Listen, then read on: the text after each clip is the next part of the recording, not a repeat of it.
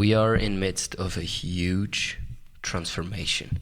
Humanity at this point is both very painful and at the same time very interesting. It is painful as long as we don't understand what's going on in our human experience at this point on a planetary perspective. When we don't know what's going on, it's painful. We suffer and probably don't even know why we suffer. We don't see the reason for it. And that is terrible, because if you understand why you suffer, if you see a purpose in suffering, the suffering is transformed and it is way less painful. And when we understand why we suffer, first and foremost, that we don't suffer because of the stories that are unfolding in our life experience at this point. They are secondary. The wife that left you, or the spouse that left you, or the money you lost, or the confusion about what to do in your job, or how to make your job, all of these things are secondary. They do not matter as much as the primary reason of why these things make you suffer. And that is what that's about here right now. We are changing from a 5-dimensional human being into a multi-dimensional human being, into a 6-dimensional human being. For now, we have been trapped in our 5 senses, in what we can see, smell, hear, touch, feel, and we have based our life experience upon these senses. And we have gone mental about it. We told ourselves the stories about, we should get married and have these kids and do that job and all of these things. And we have been pretty much planning and examining and predicting the future and escaping the past and all of these kind of behaviors, because we have not been tapped in the divine. We have not been tapped in the spiritual realm, intuition. We are now awakening to a human species that is connected to something beyond that realm, that is called intuition, sixth sense, presence within us, the soul. We are just reawakening to soul, and nothing serves more. Nothing is of more and of better service to us than suffering, because when we suffer, when we have nowhere to go, when we hit rock bottom, at some point we shed everything that is not necessary anymore. Everything that we can let go of, we let it go. It is a death, and it is a death experience. It is an internal death experience. And the longer we resist it, the more painful it gets. But once we let go and we're in that place of, I have no clue what to do in this life.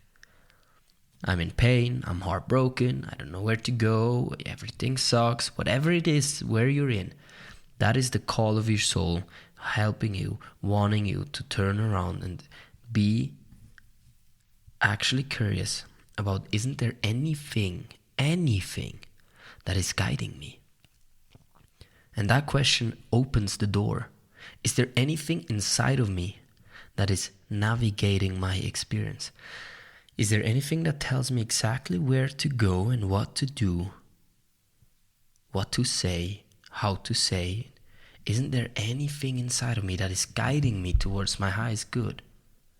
And is the pain that I'm experiencing, is that only there to help me break that part of me that was clinging on, attaching, trying to figure out, and that is so scared about this physical reality, that is so scared about dying, about not getting money, not having the survival,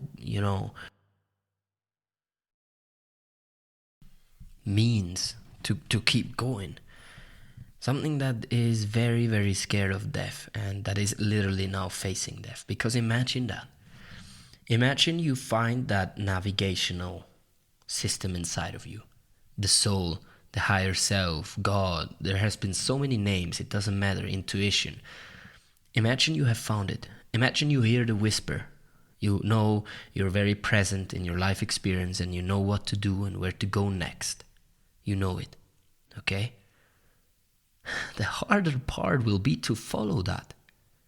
Even if I'm telling you that navigation, that one higher self or that soul that is telling you now go left, now go right, and I'm telling you it will lead you to your most magnificent life. Even with that knowledge, If you hear the guidance, there will be part of you that is scared, frightened. A part of you that still wants to be in control. Because one thing I can tell you, that voice that is leading you towards these experiences, that inner intuition, it will be against all the predictable. It will move within the realm of the unknown. It is a voice that comes from the mystery.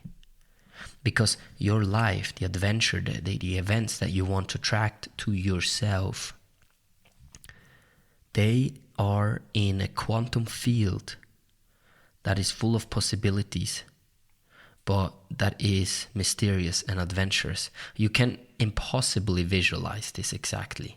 You can impossibly take from your limited physical mind information and visualize your future and say, okay, these are my goals, this is how it's gonna be, that's what I want.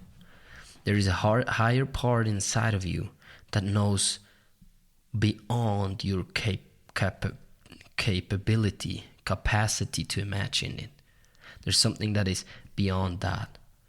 And if you want to join that, well, you gotta let go of that control. You gotta face your survival feeling, your feeling of belonging to people, if they like you or if they don't like you.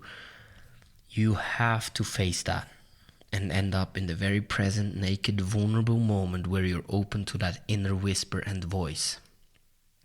And from that plays on, you are slowly transforming into the sixth-dimensional human being that is tapped in with something that is not really from this world, that is higher than that. And you can become a leader in that. You can people show how to do that. That will probably be the most important task of your life, is to embody it, to follow that voice. And through following it in whatever way it takes expression, you become an inspiration for other people. Simply through expressing that, you will help people to tap into something higher as well. It is not about teaching, it's not about telling, it's not about that per se.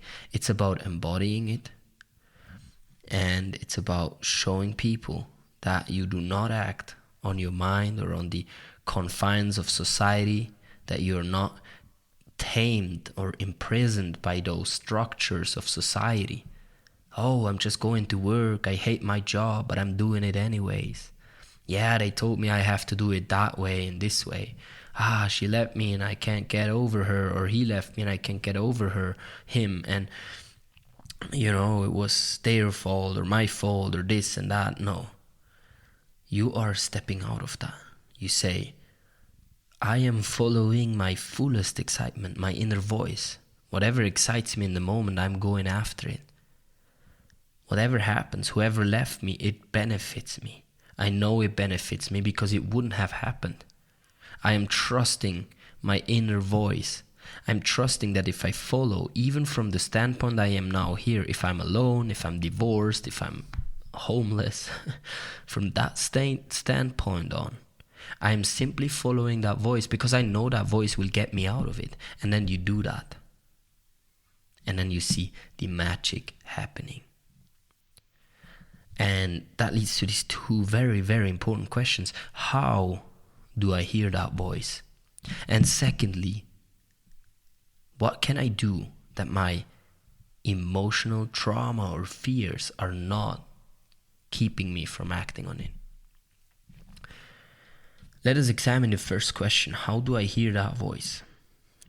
That voice is through your inner senses. It is when you let go of your mind.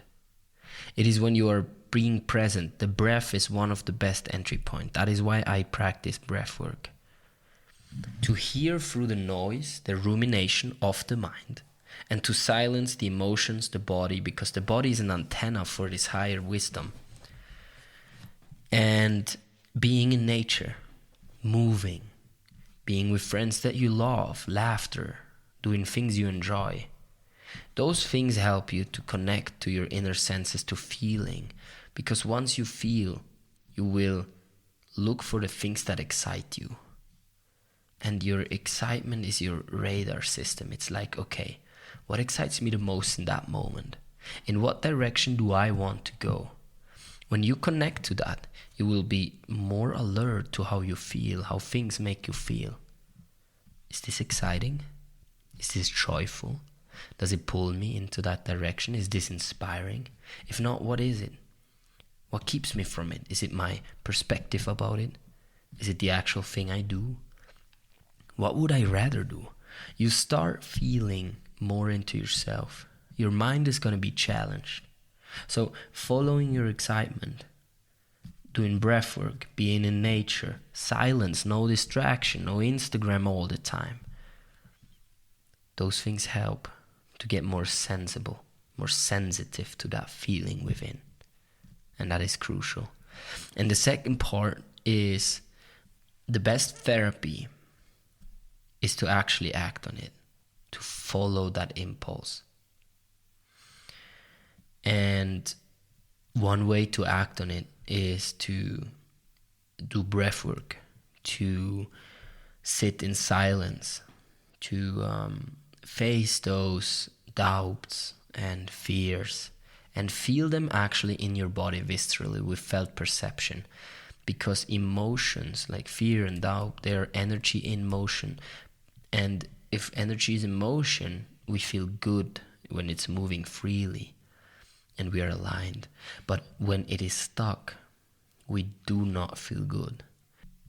So yeah, breathwork and movement, all of these things, they can help to get that energy moving again, and it brings homeostasis back into the nervous system, or some balance, some relaxation, where you can hear that inner voice better, because all of that trauma and emotion and fear and stuff, that is like noise in the system. You know, that tension and rumination in the mind, that is all noise. And what we don't want is noise. If we want to be a six-dimensional human being tapped into something greater than themselves, we need our system to be more silent. We need to be more at peace. And what's better than moving, than breathing, having somebody facilitated in it, maybe good conversation, silent evening, or nature, you know, all of these kind of things. And then simply trusting, you know. And one little thing I want to add, if you say like, but I don't know what that inner voice is, just try it, just go for it. You know, if you're not sure, it's still better to go and see where that leads. If you're not sure if it's coming from your ego, from your five-dimensional perspective, or from something higher, from your higher self, just try and just figure it out by trying. Figure it out by going that way. And you like that practice that, and you become better and better at it. You know, every time you choose love or that voice over the fear and the control, you strengthen that part. And at some point it will be much easier. You will feel much better what it is and where it's moving you. And that becomes the most important task of your life. And this is where we are in a collective perspective on planet right now. This is the real thing happening right now. So your suffering has the purpose to awaken to it. Everything you face now, you gotta turn to that inner voice. You gotta turn to that inner knowing that knows the way out. And that is crucial. Everything else will be more and more painful until you break.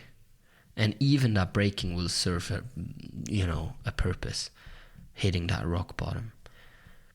But you might not have to go that far. So, if that helped, let me know. I would love to hear from anyone out there who gets this message. I'm here sitting in bliss and love, recording that, doing that. And if it reaches you, let me know on Instagram. You have it below. Give me a comment. Anything, any little message is always wonderful for me. So, I am sending you so much love, and I hope we hear each other at some point or in the next episode. Have a nice evening.